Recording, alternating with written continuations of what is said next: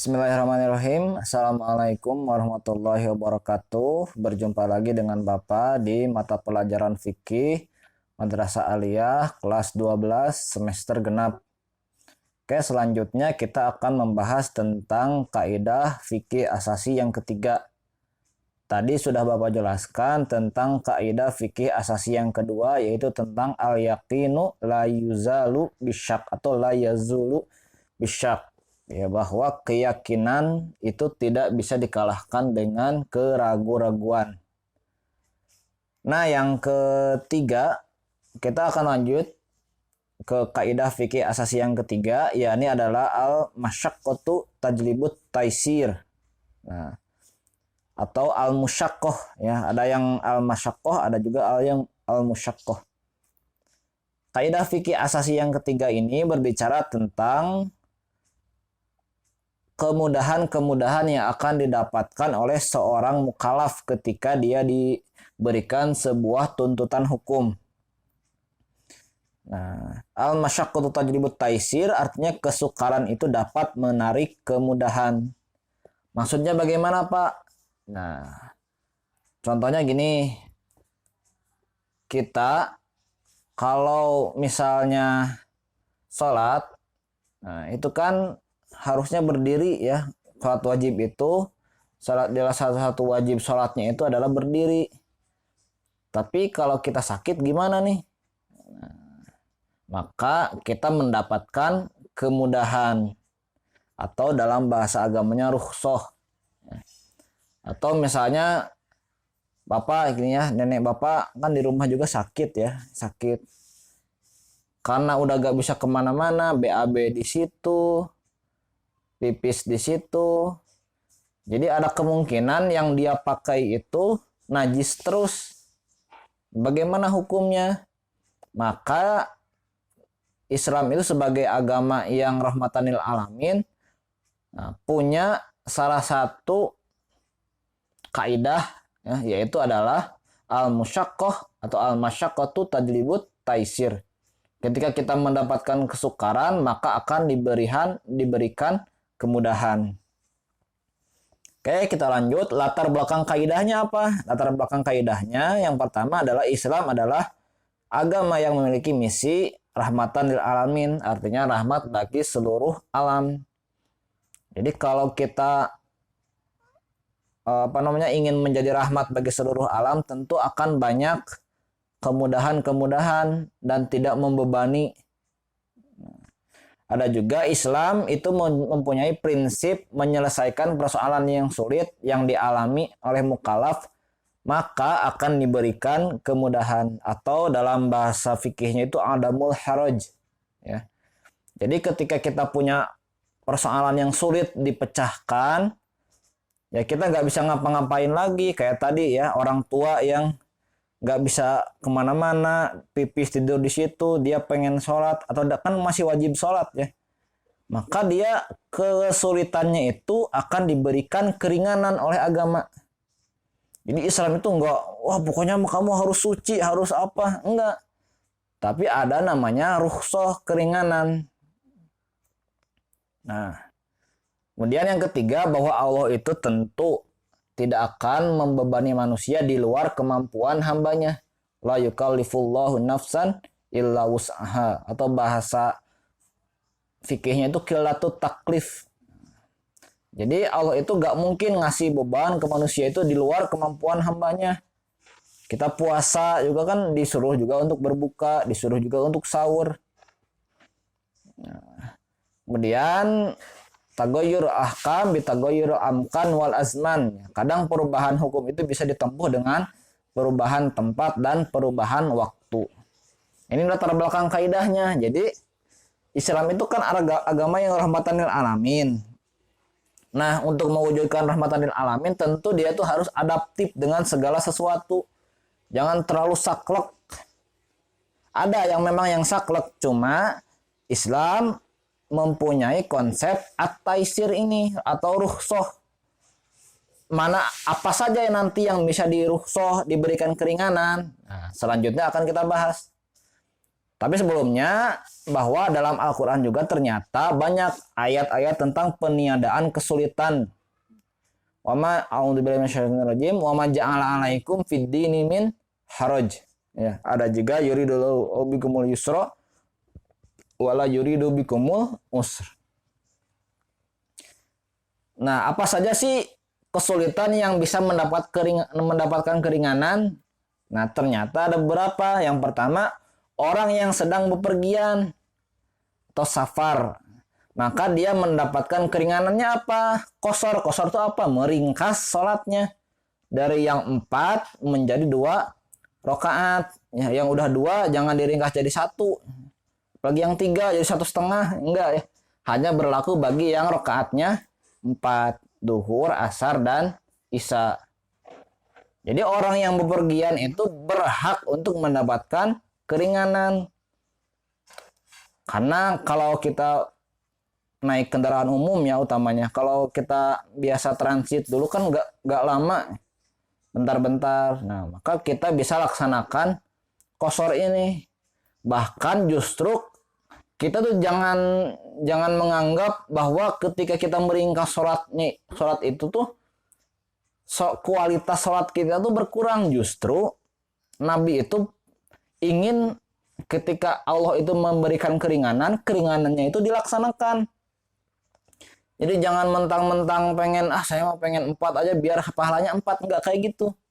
Justru ketika kita melaksanakan rukhsah, kita itu mendapatkan 1 pahala sholat, kedua kita mendapatkan pahala atas ketaatan kita terhadap sunnah Allah subhanahu sunnah ya. Di antaranya adalah tentang keringanan. Tuh ya. Silakan saja melaksanakan qashar. Kemudian yang kedua adalah sakit. Nah, tadi Bapak sampaikan ya. Ada beberapa hal yang bisa menggantikan kewajiban karena kita sakit.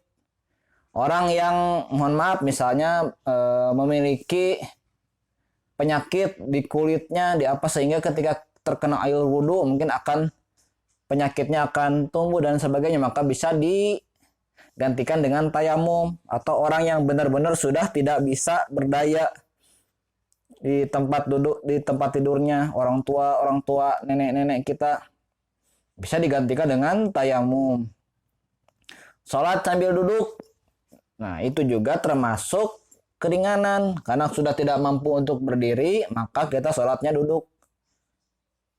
Tidak bisa duduk, berbaring ya, bukan tidur ya. Kan kadang kalau bilang kalau nggak bisa duduk, tidur sambil tidur mah nggak bisa sholat ya. Tidur mah tidur ya, merem, udah nggak inget apa-apa tidur mah.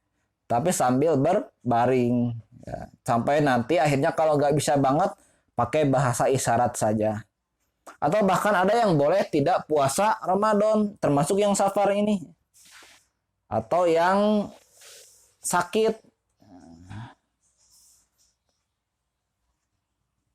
Jadi paman kana minkum maridon au ala safarin fa indatum min ayyamin ukhor. Nah, jadi barang siapa yang sakit atau yang sedang dalam perjalanan itu boleh tidak melaksanakan puasa Ramadan. Atau yang ketiga itu karena keterpaksaan. Contohnya orang yang terpaksa bohong. Ya, maka dia bisa berbohong. Maksudnya gimana, Pak? Ya kalau misalnya dengan berbohong tersebut ternyata dia bisa selamat hidupnya, maka boleh berbohong. Tapi jangan dimain-mainkan ya. Berarti boleh dong bohong buat dalam kehidupan sehari-hari, enggak. Hanya ketika kita sudah terpaksa saja. Di zaman Nabi juga kan ada ya. Jadi dia berbohong sudah kembali lagi ke agama agama Nasrani supaya dia nggak disiksa. Dan Nabi juga memaklumi hal tersebut. Yang keempat adalah lupa. Ya, orang yang lupa itu mendapatkan keringanan juga.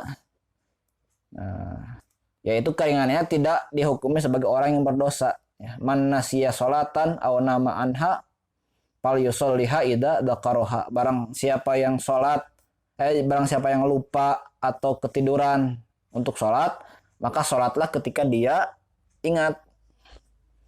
Nah, jadi orang yang lupa, yang namanya lupa kan manusia itu mahalul khoto iwan nisyan, tempat salah dan lupa. Tapi jangan setiap waktu lupa ya, gak mungkin juga. Kalau kita normal, insya Allah lupanya itu gak terlalu sering ya. Tapi intinya orang yang lupa itu tidak dihukumi sebagai orang yang berdosa. Yang kelima adalah orang yang jahil, bodoh, ya, tidak bisa paham beda. Contoh ya, tidak bisa paham beda darah nifas sama darah istihadah. Ya, kan darah darah nifas itu menurut para ulama itu maksimal 40 hari. Nah, ternyata ini bisa sampai, atau mens lah yang paling sering mungkin bagi yang putri. Nah, itu kan maksimal menurut fikih itu 7 sampai 14 hari. Kalau udah lebih dari itu, maka dia hukumnya itu adalah darah istihadah. Ya, bisa jadi darah penyakit, maka dia harus melaksanakan sholat. Tapi ternyata dia nggak sholat nih. Ada yang kan misalnya ada yang perempuan yang sampai sebulan full gitu ya. Nah, maka dihitungnya maksimalnya saja. Setelah maksimal itu maka dia harus tetap wajib sholat.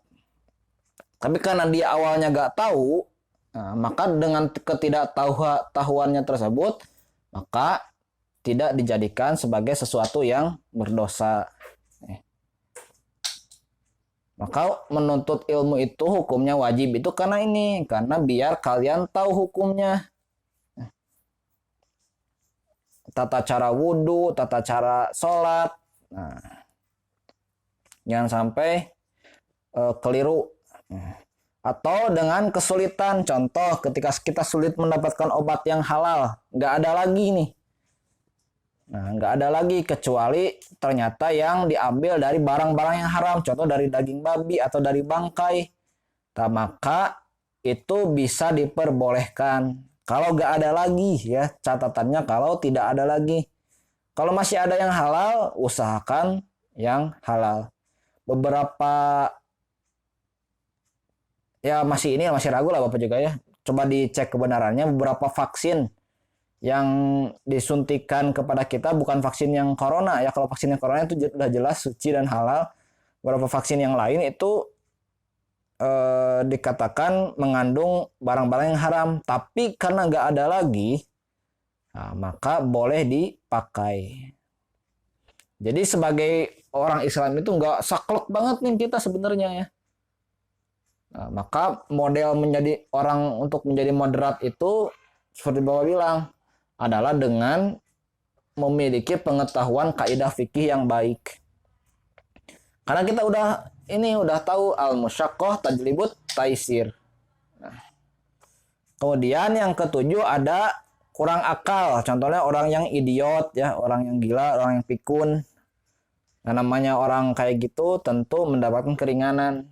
Orang gila itu nggak dihisab ya. Karena salah satu syarat sah sholat atau ibadah lain itu adalah berakal. Kalau kurang akalnya ya tentu kewajibannya pun syaratnya pun tidak terpenuhi. Nah, tingkatan kesulitan, nggak sembarang kesulitan itu bisa kita cari rukhsahnya, cari keringanannya. Nah, di sini ada musyaqqah as-saqilah. Nah, jadi memang yang berat banget nih kalau nggak dilaksanakan kita bisa mati, kita bisa sekarat misalnya. Maka hal kayak gitu bisa dilaksanakan rukhsah ya. Seperti tadi nggak ada obat ya. Kalau kita nggak ada obat ini kemudian bisa meninggal atau bisa sekarat ya, maka hal tersebut diperbolehkan. Tapi kalau tingkat kesulitannya yang ringan seperti gini ya, seperti misalnya kalian main ke puncak tuh. Main ke puncak tinggal di villa. Nah pas subuh, ya, waktu subuh kalian mau sholat, ini dingin banget nih, dingin banget. Nah karena kita nggak mau kedinginannya, maka kita tayamum saja. Itu nggak bisa kayak gitu. Kecuali kalau dengan kedinginan tersebut ternyata dia bisa sakit berhari-hari, itu karena sakitnya, bukan karena kedinginannya. Kalau kita yang normal-normal aja, nah, kemudian apa namanya karena faktor kedinginan saja itu sudah bisa apa namanya tayamum, ya nggak bisa. Atau sakit kepala biasa, ya, sakit kepala biasa ya tetaplah berdiri ya, gak usah duduk. Sakit kepala biasa mah, sakit kepala sambil berbaring aja misalnya. Nah, kecuali sakit kepala yang emang benar-benar nggak bisa nggak bisa takut jatuh lah ya kalau kita sholat sambil berdiri. Kemudian ada yang musyaqqah al mutawasitoh, ya, kesulitan yang sedang. Nah ini nanti ini adalah tingkat kesulitan yang mendapatkan hukumnya makruh lah ya, makruh. Oke, lanjut sekarang adalah tentang macam-macam keringanan. Nah keringanannya itu apa aja sih Pak yang kita dapatkan ketika kita mendapatkan kesulitan? Ada 6 keringanan. Yang pertama takhfif isqat, ya, atau keringanan dengan menggugurkan kewajiban. Contoh yang tadi, orang yang sedang sakit, nah kewajiban puasanya itu diganti dengan puasa ini ya, puasa pengganti, ya, atau puasa kodok. Itu adalah keringanan untuk menggugurkan kewajiban. Kemudian ada takhfif tankis, ya, keringanan dengan mengurangi kewajiban. Contohnya tadi yang kewajibannya 4 rakaat sholat, karena dia dapat keringanan bepergian untuk sholat qashar, maka menjadi 2 rakaat. Ada takhfif ibdal, ya, keringanan untuk mengganti kewajiban. Contoh yang tayamum untuk menggantikan kewajiban wudhu, ya, karena tidak ada air, ya, karena mungkin sakit yang tidak bisa kena air, maka digantikan kewajiban wudhunya dengan kewajiban dengan tayamum. Ada juga takhfif takdim, ya, keringanannya itu dengan mendahulukan kewajiban. Ya, contoh jamak takdim, sholat asar bisa dilaksanakan pada waktu duhur, itu namanya takhfif takdim, artinya mendahulukan kewajiban dengan bisa mendahulukan kewajiban yang lain. Ada juga takhfif takhir. Nah, itu sebaliknya. Jamak takhir, kewajiban sholat asar digantikan kewajiban sholat duhur dilaksanakan di sholat asar. Ada juga jamak tarkhis, ya, keringanan dengan kemudahan. Nah, contoh tadi obat haram itu boleh dipakai jika tidak ada lagi yang halal. Itu keringanan. Silahkan apa namanya dipergunakan sesuai dengan ilmunya. Tapi sekali lagi Bapak bilang, tingkatan keringanan itu adalah tingkatan keringanan yang sulit, tingkatan kesulitan yang sulit. Kesulitan yang berat, maaf ya, kesulitan yang berat. Jadi jangan asal kesulitan langsung cari rukhsahnya apa, cari keringanannya apa.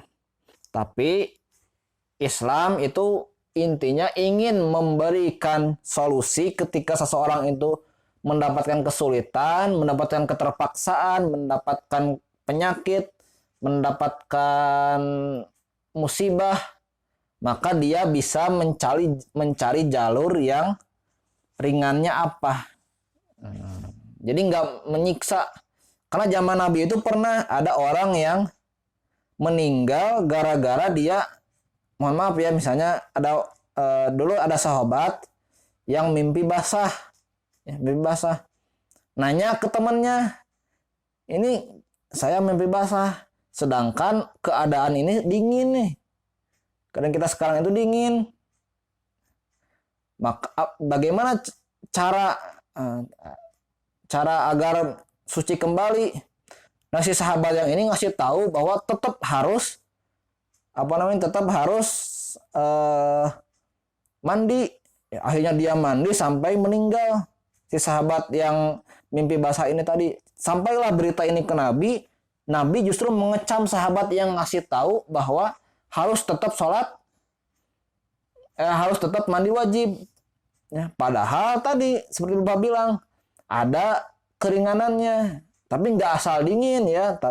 Karena ini kan kedinginannya itu menyebabkan hilangnya nyawa, bukan karena asal dingin sebenarnya nggak berefek apapun dalam tubuh kita ya. Tapi karena ini dinginnya itu menyebabkan kehilangan nyawa, sebenarnya bisa ditanggulangi dengan rukhsah. Rukhsahnya itu diantaranya adalah dengan tayamum.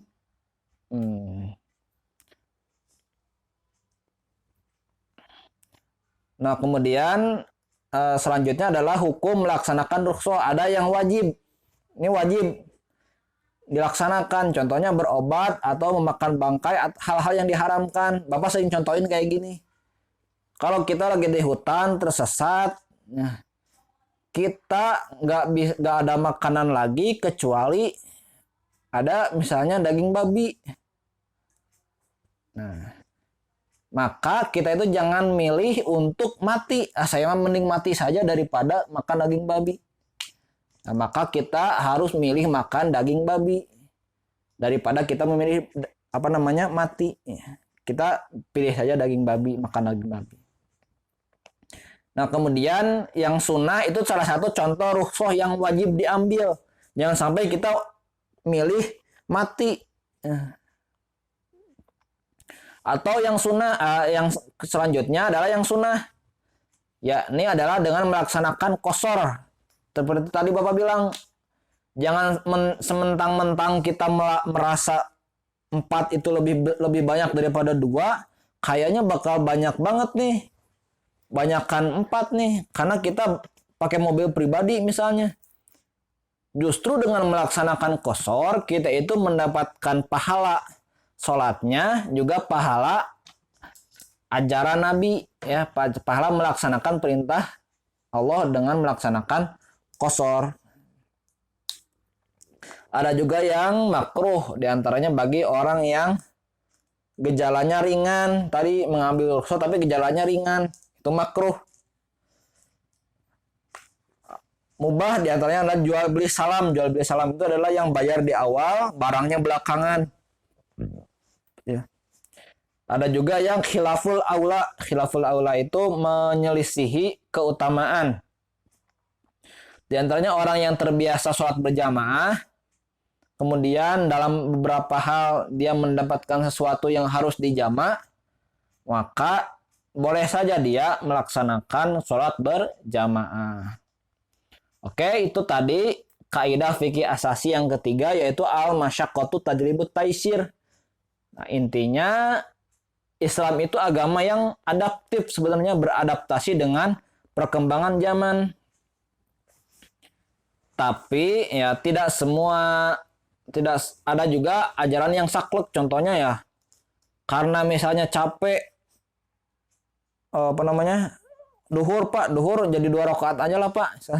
Tapi saya subuh sering semangat, subuhnya 4 rakaat aja, ya nggak bisa kayak gitu.